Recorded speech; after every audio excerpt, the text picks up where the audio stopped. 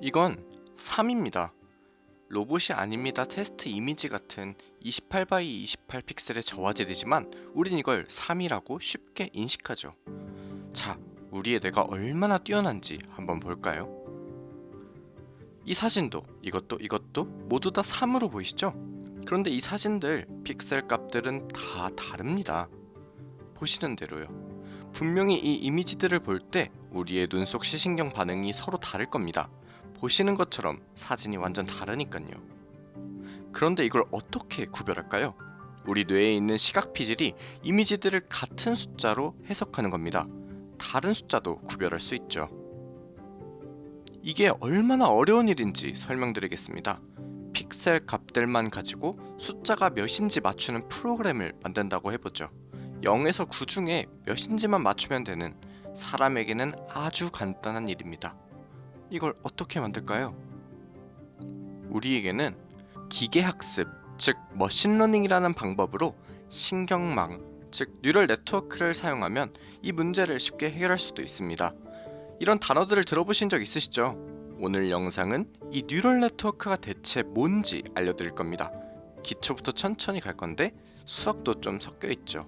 신경망이 뭐고 어떻게 만들어져 있고 왜 그렇게 만들었는지 알 수 있을 겁니다. 뉴럴 네트워크 영상 시리즈는 훈련을 어떻게 하는지 그리고 구조는 어떻게 되는지 두 파트로 나눠집니다. 이 영상은 구조를 좀 더 다룰 겁니다. 자, 아까 말한 숫자 사진을 인식하는 뉴럴 네트워크를 한번 만들어 볼까요? 이 숫자 사진들은 실제로 인공지능의 근본 중의 근본 훈련 예시입니다. 원하시면 설명란에 있는 링크를 통해 직접 훈련을 해보실 수도 있을 겁니다. 코드도 다운로드 하실 수 있습니다. 뉴럴 네트워크는 정말 연구가 많이 되어 있고 다룰 것도 참 많지만 이 영상에서는 설명을 위해서 제일 단순한 형태의 네트워크만 집중해서 볼 겁니다. 기초 중의 기초인 이 레이어의 이름은 멀티 레이어 퍼셉트론, 줄여서 MLP라고 부릅니다. 인공지능을 공부하면 가장 처음 배우는 레이어이기도 하죠. 하지만 이 간단한 레이어조차도 숫자가 몇인지 알아낼 수 있습니다. 컴퓨터가 이걸 알아낸다니 진짜 신기하지 않나요? 어떻게 하는 걸까요? 생각보다 진짜 별거 없을지도 모릅니다. 뉴럴 네트워크에서 뉴럴은 신경이라는 뜻입니다. 하지만 정확하게 이 뉴럴이 뭔지 그리고 왜 네트워크란 이름이 붙었는지 알아보죠. 먼저 뉴런의 존재를 알아야 되는데요. 뉴런은 일단은 숫자를 가지고 있는 것 정도로 알아두시죠. 생물에선 신경세포란 뜻입니다. 여기 숫자 사진이 하나 있습니다. 이 사진은 어떻게 이루어져 있을까요? 우선 사진의 크기는 28 x 28, 즉 784개의 픽셀들로 이루어져 있습니다. 각 뉴런은 픽셀의 밝기를 나타내는 값을 가지고 있는 상태이죠. 이 값은 0에서 1까지 검정에서 하얀색으로 표현됩니다. 우리는 이 뉴런 안에 있는 값을 액티베이션이라고 부릅니다. 이 액티베이션이라는 값 그 자체가 픽셀이 얼마나 밝은지 나타내고 있다고 볼 수도 있는 거죠. 이 784개의 뉴런이 첫 번째 레이어의 인풋으로 들어갑니다. 이 네트워크의 마지막 레이어 값들은 10개의 뉴런으로 이루어져 있는데요. 이 뉴런들이 지니고 있는 값은 0에서 1 사이의 값을 지니고 이 값 그 자체가 인풋 사진이 해당 숫자일 확률을 의미합니다. 화면상에 두 개의 히든 레이어, 은닉층이 있는데 그건 좀 나중에 다뤄보도록 하죠. 우선은 인풋과 아웃풋만 이해해 두시면 될 것 같습니다. 이 영상에서 진행한 실험은 두 개의 히든 레이어가 있는데요. 각각 16개의 뉴런들을 가지고 있습니다. 왜 두 레이어냐고요? 원래 분석할 때는 투 레이어를 많이 사용합니다. 그럼 왜 16개의 뉴런일까요? 그거는 그냥 화면에 잘 보이거든요. 모델의 인풋 액티베이션이 네트워크를 통과하면 다음 히든 레이어의 액티베이션이 정해지고 그 다음 액티베이션도 정해지고 그 다음 액티베이션도 정해지는 형태입니다. 모델의 인풋이 바뀌면 액티베이션이 바뀌고 최종 결과물도 바뀌게 되는 구조인 거죠. 이러한 형태는 실제로 인간의 시각 청각 피질을 본떠서 만든 알고리즘입니다. 이 네트워크는 숫자가 몇인지 알아내도록 훈련되었습니다. 이게 무슨 말이냐고요? 아까 말했듯이 이미지는 28 x 28, 즉 784개의 픽셀로 이루어져 있는 어떠한 액티베이션 값들입니다. 네트워크는 그 인풋에서 특정한 패턴을 찾아 다음 히든 레이어의 액티베이션을 만들고, 거기서 또 패턴을 찾아 다음 액티베이션을 만들고, 그걸로 최종 결과물을 예측하는 겁니다. 최종 아웃풋의 값이 가장 큰 그 값이 네트워크가 예상하는 숫자인 거죠. 여기서 이 레이어에 전달된다는 게 무슨 개념인지, 훈련을 어떻게 하는 건지 알아보기 전에 먼저 이 레이어라는 게 대체 뭔지 그것부터 짚고 넘어가도록 하죠. 이 히든 레이어라는 은닉층들은 대체 뭘 하는 걸까요? 그걸 알아보기 위해서 사람이 숫자를 어떻게 인식하는지 생각해 보겠습니다.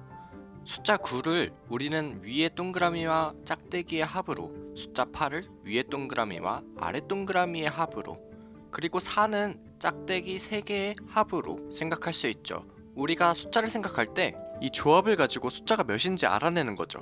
만약에 네트워크가 숫자가 몇인지 알 수 있다면 그 네트워크의 히든 레이어, 은닉층은 인풋 이미지가 주어졌을 때 그 이미지의 패턴을 분석하여 그 패턴이 있는지 없는지 액티베이션 값으로 가지고 있기를 바라는 겁니다. 물론 하나의 이미지뿐만 아니라 다양한 숫자 이미지에서 패턴을 찾을 수 있기를 바라는 거죠. 이렇게만 훈련됐다면 마지막 레이어는 이 동그라미가 어디에 있는지, 짝대기는 어디에 있는지 이런 정보들의 조합을 가지고 숫자가 몇인지 맞추기만 하면 되는 거죠. 물론 패턴을 알아내는 게 굉장히 어려운 일입니다. 특히 동그라미 같은 경우에는 직선에 비해서 그 패턴을 찾기가 더더욱 어렵습니다. 한번 보실까요? 우리는 동그라미 패턴을 여러 개의 조각들로 나눌 수 있을 겁니다. 한 직선 5개 정도로 나눠보면 어떨까요? 그런데 동그라미 말고도 직선도 있죠. 1, 4, 7 이런 숫자들도 여러 개의 작은 조각들로 나눌 수 있을 텐데요. 어쩌면 우리가 훈련한 이 네트워크의 첫 번째 액티베이션들은 이런 작은 조각들의 정보를 가지고 있는 걸지도 모릅니다. 숫자 9가 인풋으로 들어갔을 때 숫자 9의 모든 픽셀 값들을 가지고 작은 조각들을 만들고, 그 작은 조각들을 다시 조합해서 우리가 생각하는 동그라미나 직선 같은 패턴으로 만들고, 그 패턴을 가지고 9라는 걸 알아낼 수 있는 거겠죠. 정말로 이러냐고요? 그건 다음 훈련 영상에서 보시면 될 것 같습니다. 중요한 건 지금 우리가 훈련시킨 이 모델이 이런 식으로 패턴을 파악하기를 바라고 있다는 사실입니다. 이런 조각들의 패턴을 찾는 것은 거의 모든 이미지 분석에 있어서 굉장히 중요한 일이죠. 이러한 개념은 여러 다른 AI 모델들에서도 동일하게 적용됩니다. 예를 들면 오디오 인식을 볼까요? 개념적으로 설명해보자면 날 것 그대로의 오디오가 글자가 되고, 다음 레이어를 통과하며 발음이 되고, 그 다음 레이어가 통과되며 어떤 단어인지 알아내게 되는 거죠. 자, 다시 돌아와서 이 모델 그림을 보면 하얀색 선들이 잔뜩 그려져 있습니다. 이게 대체 뭘까요? 이건 액티베이션 값들이 어떻게 조합될지를 정해주는 이름하여 가중치라고 불리는 것입니다. 작은 조각들을 가지고 패턴을 찾아내고 어떤 숫자인지 알아내기까지 해주는 그 값들이죠. 한번 예시를 들어서 살펴볼까요? 786개의 픽셀 중에서 지금 화면에 표시된 부분에 작은 조각이 있는지 없는지 알아내고 싶다고 해봅시다. 그러면 저 픽셀 값들을 어떻게 조합해야 할까요? 그게 바로 파라미터 또는 웨이트라고 불리는 저 값들의 조합으로 이루어집니다. 우리가 알고 싶은 그 패턴이 있는지 없는지 그걸 찾아내주는 값들이죠. 이 웨이트라는 값들이 어떻게 액티베이션들 간의 연결을 의미하는 걸까요? 여기서 웨이트는 사실 그냥 숫자입니다. 첫 번째 레이어의 784개의 모든 액티베이션들을 다 가지고 와서 웨이트와 곱한 뒤 더하면 두 번째 레이어의 하나의 액티베이션이 되죠. 여기서 웨이트가 초록색이면 양수를, 빨간색이면 음수를 의미하고 있습니다. 저 하얀색 네모 영역에 있는 패턴을 가지고 있는지 안 가지고 있는지 알고 싶다고 한번 해보죠. 저기에 픽셀 값들이 있는지 알고 싶기 때문에 저 영역 부분만 가중치를 양수로 설정하고 나머지를 다 0으로 만들면 딱 저 해당 부분에 픽셀 값이 있는지 없는지에 대한 그 정보를 알 수 있게 될 겁니다.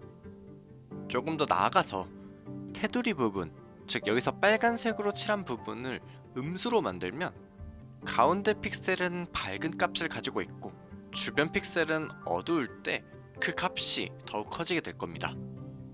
이렇게 곱하고 더한 값들의 연산 결과는 어떤 값이든 가질 수 있지만 지금 이 네트워크에서 이 액티베이션이라는 값은 0에서 1 사이의 값을 가져야 합니다. 그래서 저희는 시그모이드 함수라는 액티베이션 펑션을 통해 모든 값을 0에서 1 사이의 값으로 바꿔주죠. 이 시그모이드 함수라는 거는 로지스틱 곡선으로도 알려져 있습니다. 아주 작은 값이 인풋으로 들어가면 0에 가까워지고 큰 값이 들어가면 1에 가까워지고 0에서는 0값을 가지는 그런 함수입니다. 그러니까 여기서 이 액티베이션이란 값은 특정 패턴과 얼마나 잘 맞는지 그 정도를 나타낸다고 할 수 있죠. 근데 이게 꼭 0보다 크다고 해서 강한 게 아닐 수 있습니다. 한 10 이상은 돼야 어떤 유의미한 패턴과 맞는 값이라고 할 때 이걸 나타내기 위해서 우리는 이 10을 액티베이션 값에 빼줌으로써 임계 값을 조정할 수 있습니다. 우린 이걸 바이어스라고 부릅니다. 액티베이션에 더해지는 값이죠. 즉 웨이트는 어떤 픽셀의 패턴들이 다음 레이어로 넘어갈 유의미한 패턴인지를 알아내고 바이어스는 이 액티베이션 값이 어느 정도 되었을 때 의미가 있는지를 정해주는 겁니다. 이게 뉴런 하나의 이야기였습니다. 모든 뉴런 하나하나를 구하기 위해서 784개의 모든 웨이트들을 곱하고 더해서 우리는 액티베이션을 구합니다. 다 연결되어 있죠. 그리고 모든 뉴런들이 바이어스를 각각 지니고 있어서 어느 정도 값이 되었을 때 유의미한지 그 기준치가 다 다르죠. 우리가 훈련시킨 모델은 784개의 인풋에 대해서 16개의 히든 레이어, 은닉층을 가지고 있습니다. 바이어스도 16개가 있죠. 그리고 나서 그 다음 레이어도 있습니다. 16개의 액티베이션들이 16개로 가는, 그리고 나서 최종적으로 10개의 숫자를 예측하는 레이어가 존재하죠. 이 모든 네트워크는 13,002개의 파라미터들을 가지고 있습니다. 이 파라미터들을 올리고 내리고 조금씩 바꿔가면서 네트워크를 훈련시켜서 결국에는 숫자가 몇인지 알아낼 수 있는 모델을 훈련시키는 겁니다. 즉 훈련은 적절한 웨이트와 바이어스 값을 찾는 거죠. 만약에 이 값들을 하나하나 손으로 계산해서 채워 넣어야 한다면 너무나도 끔찍하겠지만 정말 다행히도 우리에게는 훌륭한 훈련을 할 수 있는 이론과 방식이 있기 때문에 컴퓨터가 자동으로 계산해 줍니다. 그래도 이러한 원리를 아는 건 굉장히 중요한 게 AI 모델의 작동 원리를 블랙박스처럼 여기는 것보다 웨이트와 바이어스가 뭘 의미하는지 알고 있는 것이 앞으로 이 네트워크들의 구조가 어떻게 그리고 왜 그렇게 발전됐는지 이해할 수 있고, 모델이 제대로 동작하지 않는다면 이 웨이트와 바이어스를 어떻게 살펴봐야 하는지 그 방식을 깨달을 수 있을 겁니다. 그나저나 여기 이 수학 표현들 좀 복잡하지 않나요? 그래서 좀 더 쉽게 표현할 수 있는 좋은 노테이션이 있습니다. 이곳저곳 많은 곳에서 사용되는 표현 방식이기 때문에 알아두시면 좋습니다. 영상에서 말한 모든 액티베이션 값들을 벡터로 만듭니다. 그리고 모든 레이어와 뉴런을 연결하는 가중치를 행렬로 표현합니다. 한 레이어에서 다음 레이어로 갈 때 수행되는 이 웨이티드 썸 곱하고 더하기를 생각해보면 이 행렬과 벡터 간의 곱셈과 동일합니다.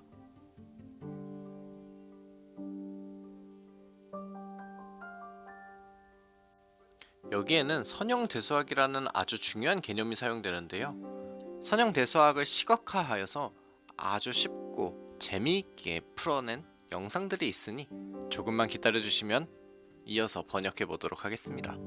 뉴런을 다시 한번 살펴볼까요? 행렬과 벡터의 곱에서는 아직 바이어스 텀에 대해서는 고려되지 않았는데요. 이 바이어스는 하나의 벡터처럼 생각해서 행렬 벡터 곱셈에다가 더하는 방식으로 처리합니다. 그러고 나서 마지막으로 시그모이드를 통과시키죠. 이 시그모이드는 최종 결과물의 각 컴포넌트들에 대해서 각각 씌워주는 것과 동일합니다. 자, 이제 수식을 조금 간단하게 써볼까요? 웨이트랑 액티베이트랑 곱한 뒤 바이어스를 더하고 시그모이드를 통과시키면 되는데요. 이게 바로 다음 레이어가 되는 겁니다. 이건 심지어 코드로 만들기도 훨씬 쉽습니다. 왜냐면은 수많은 코드들이 행렬 곱에 대해서 최적화가 되어 있기 때문이죠. 혹시 영상 초반에 뉴런이 단순히 숫자를 가지고 있는 것이라고 말씀드린 거 기억하시나요? 사실 인풋이 바뀜에 따라서 이 뉴런이 보관하는 숫자가 바뀝니다. 그래서 우리는 이 뉴런을 함수로 생각하는 것이 더 정확합니다. 이전 층의 모든 뉴런의 출력을 받아서 0과 1 사이의 숫자를 출력하는 함수로 말이죠. 사실 전체 신경망도 하나의 함수입니다. 784개의 숫자를 입력으로 받아서 10개의 숫자를 출력하는 함수죠. 물론 이 함수는 엄청나게 복잡합니다. 13,000개에 달하는 가중치와 바이어스 같은 매개 변수들이 특정한 패턴을 포착하고 수많은 행렬 벡터 곱셈과 시그모이드 함수 같은 비선형 변환이 반복되죠. 그럼에도 이거는 함수입니다. 사실 이렇게 복잡한 함수라는 게 납득이 되긴 하죠. 그렇지 않으면 어떻게 숫자를 인식해서 몇인지 맞출 수 있겠습니까? 그런데 이거 도대체 어떻게 훈련할까요? 어떻게 데이터를 봐가지고 적절한 가중치랑 바이어스를 학습할 수 있는 걸까요? 이건 다음 영상에서 만나실 수 있습니다. 그 영상 보고 싶으시다면 구독 놓아주시고 알람도 켜주세요. 많은 분들이 보셔야 제가 이걸 만드는 그런 기쁨도 느낄 수 있지 않겠어요? 딥러닝 시리즈를 먼저 한 다음에 선형대수 시리즈도 이어서 진행해 볼 테니 조금만 기다려주세요. 감사합니다. 원본 영상에서는 리샬이라는 박사과정 학생이 다음 내용을 설명해 줬는데요.